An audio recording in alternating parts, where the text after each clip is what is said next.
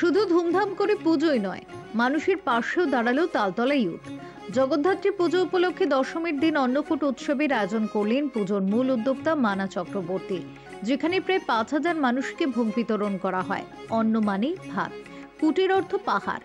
বিপদের সময় গ্রামবাসী ও কৃষ্ণ যে খাবার ভাগ করে খান তার আকার ছিল পাহাড়ের মতো, সেই থেকেই এর নাম অন্নকূট।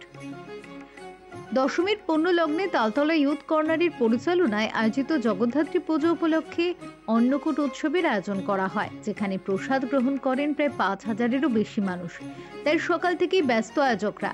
তবে অভ্যর্থনার পাশাপাশি সাধারণ মানুষকেও যত্ন সহকারে এই প্রসাদ বিতরণ করেন তারা।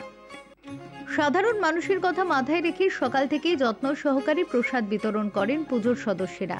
শুধু তাই নয়, তাদের আমন্ত্রণে উপস্থিত ছিলেন সমাজের বিশিষ্ট জনেরাও। চন্দননগর কিংবা কৃষ্ণনগরের পাশাপাশি শহর কলকাতার তালতলা অঞ্চলের জগদ্ধাত্রী পুজো দেখতে হাজির হন 8 থেকে 80 সকলেই। বরণ শেষে মায়ের ভাসান হয় সাড়ম্বরে।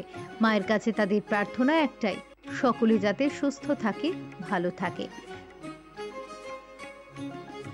মা আমাদের আশীর্বাদ করেছে।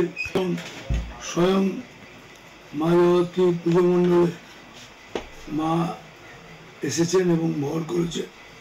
এবং আমি মনে করি যে আজকে এলাকার মানুষ যারা পুজোকে কেন্দ্র করে আমরা আগামী দিনে জগদ্ধাত্রীর মূর্তি স্থাপন করব, এটা আমাদের মা যেহেতু দর্শন দিয়েছে এবং আমাদের এলাকার মানুষ এবং সর্বোত্তভাবে আমাদের যারা সকল সদস্য যারা আছে তাদেরকে কথা বলে একটা প্রতিষ্ঠাতা মা জগদ্ধাত্রী প্রতিষ্ঠাতা করব।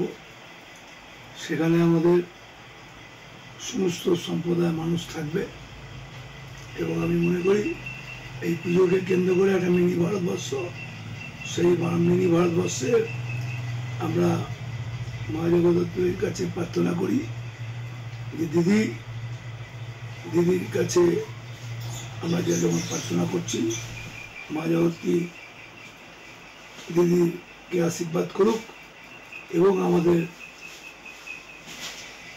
আগামী দিনে দিদি আমাদের সুস্থ থাকুক, ভালো থাকুক এবং অভিষেক ব্যানার্জি তার পরিবারও সুস্থ থাকুক, ভালো থাকুক। Bureau report, channel 10।